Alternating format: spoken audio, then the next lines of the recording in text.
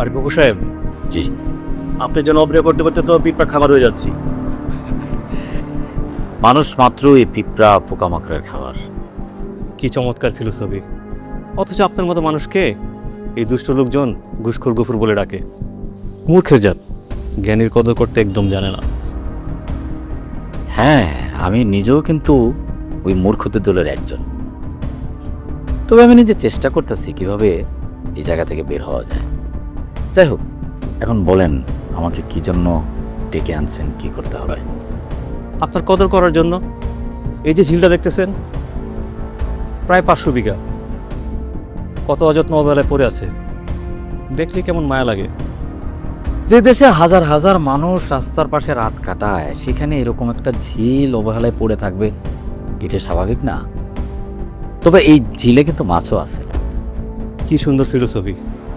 আপনার এই ফিলোসফি ধরে যদি আমরা আগাই, এই ঝিলটা ভরাট করে যদি এখানে ফ্যাক্টরি করা হয়, শত শত কর্মসংস্থান হবে। আর এই যে আপনি বললেন হাজার হাজার মানুষ রাস্তায় শুয়ে থাকে, তাদেরও তো মাথা গোজাটা ঠাঁই হবে। বিষয়টা মানবিক না? হ্যাঁ, মানবিক তো অবশ্যই। তবে এটা সরকারের খাস জমি, সরকার যদি চায় তাহলে তো সবই সম্ভব, তাই না? আপনি একজন বুদ্ধিমান মানুষ। সরকারই তো জনগণ, জনগণের সম্পদ। আপনি চাইলে এই ঝিলটা দখলে যাওয়া আমার জন্য কোনো ঘটনা না। গফুর ভাই, আপনি বিষয়টা বুঝতেছেন না। আয়োজনটা কিন্তু বড়, বেশ বড়। হ্যাঁ, মানে এটা বুঝতেছি যে আয়োজনটা বড়, অনেক বড়। গফুর ভাই, জি। এই জমিটা আমার লাগবে। কি করতে হবে আমি বলে দেব।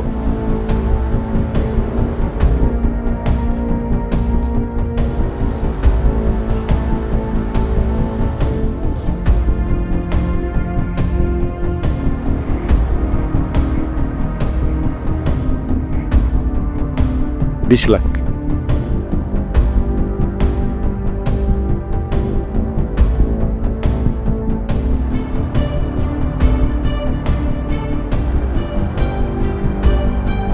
গফুর ভাই, এখানে 20 আছে, 50, প্রয়োজন হলে 1 কোটি দেব।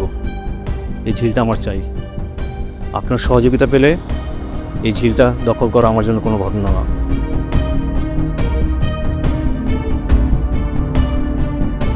এখন থেকে যখন তোমার এরকম মনে হবে, হ্যাঁ, আমার কথা ভাববা আর মনে করবা যে আমি তোমার পাশে গেছি।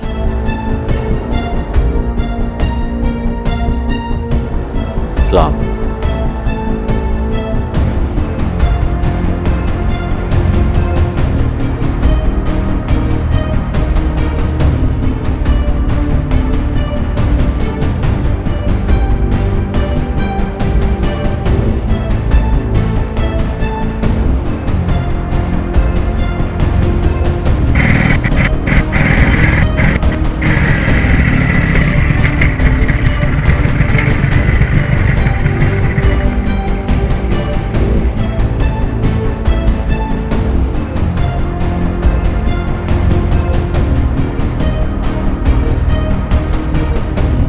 माँ 1 कोटी, ये तो 1 कोटी টাকা। স্যার, ও স্যার,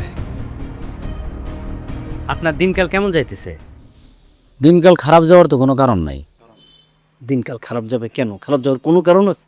হ্যাঁ স্যার, আজকে আপনার সাথে যার সাক্ষাৎ হয়েছে, আমাদের সাথেও তার সাক্ষাৎ হয়েছে। প্রত্যন্ত সলিড লোক, আমরা খোঁজ খবর নিয়েছি, ভালো লোক স্যার, পাকা ব্যবসায়ী। স্যার আপনিই বলেন না, আমাদের দেশের কোনো নদী নালা জীবিত আছে? বড় বড় ব্যবসায়ীরা ওই নদী নালা ভরাট করে মিল ফ্যাক্টরি করতেছে। এইটা আর এমন কি স্যার, আপনি আমাদের সিনিয়র, আমরা আপনার জুনিয়র। আপনি একটু বেশি পাইলেন, আমরা একটু কম পাইলাম, এই আর কি।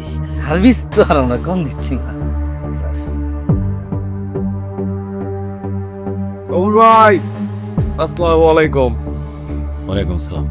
আরে আমার প্ল্যানের রেনো থেকে এখানে কেমন আছেন আপনারা? ভাই,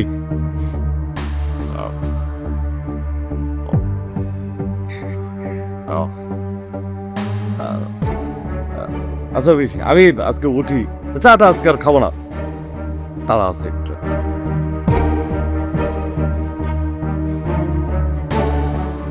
আসসালামু আলাইকুম।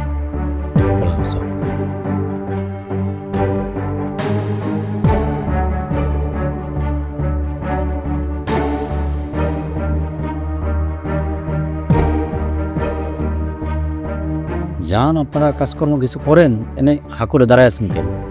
জি স্যার।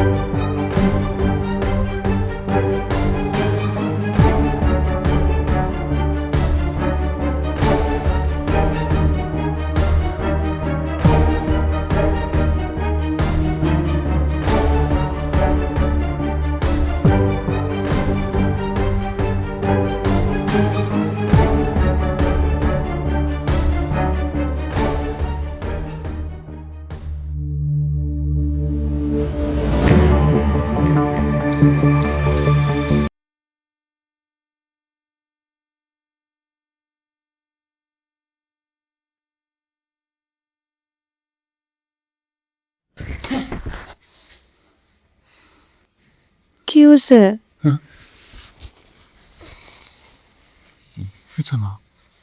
তুমি এরকম ঘামতেছো কেন?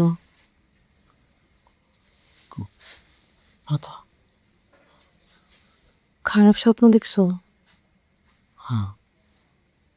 আচ্ছা, আমি তোমার জন্য পানি নিয়ে আসি। থাকো, রাখো না, খুব কমাও। আর আমি পানি আনতে যাচ্ছি, দাঁড়াও।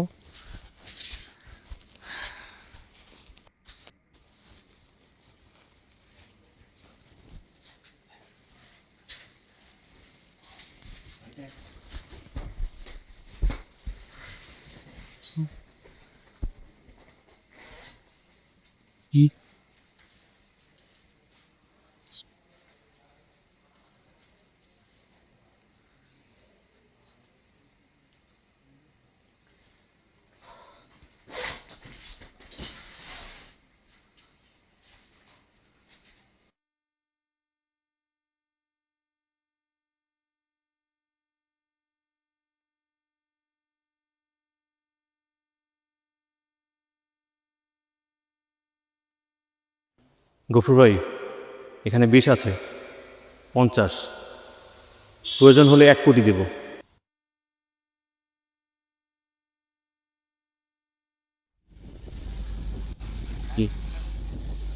এই যে, আমরা কই যাচ্ছি?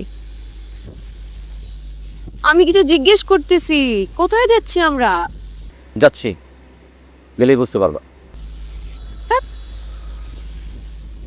বলবা।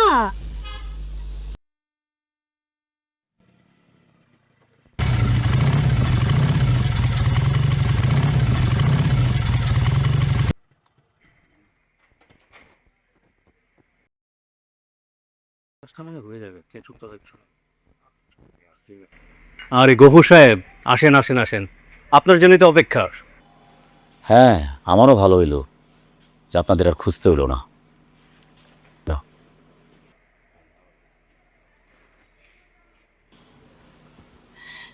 একজনের কথা দিছিলাম যে আমি আর জীবনে কোনোদিন ঘুষ খাবো না, কিন্তু সেই কথা আমি রাখতে পারি নাই। কিন্তু আজকে নিজেরে কথা দিলাম, আজকের পর থেকে আর কোনোদিন ঘুষ খাবও না, কারো খাইতেও দিব না।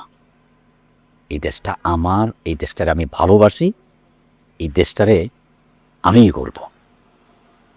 ধন্যবাদ। চলা।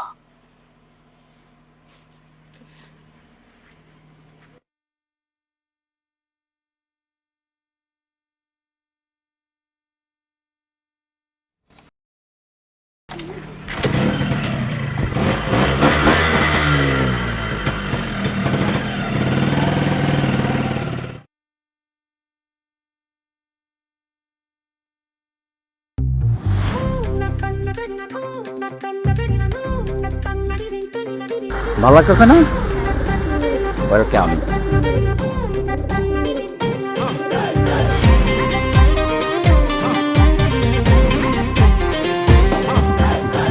এইবার ফেবার করছে লাখ, মনের দরজা খুইলা যাক। পেয়ারের পায়রাটাকে বাগুম বাগুম বাগ বাগুম বাগ বাগুম বাগ বাগুম বাগুম বাগ বাগুম বাগ বাগুম বাগ, সব ভাইসা যায় যাক। ও পাখি তুই আমার কাছে আমার হইয়া থাক। পেয়ারের পায়রাটাকে বাগুম বাগুম বাগ বাগুম বাগ বাগুম বাগ বাগুম বাগুম বাগ বাগুম বাগ বাগুম বাগ।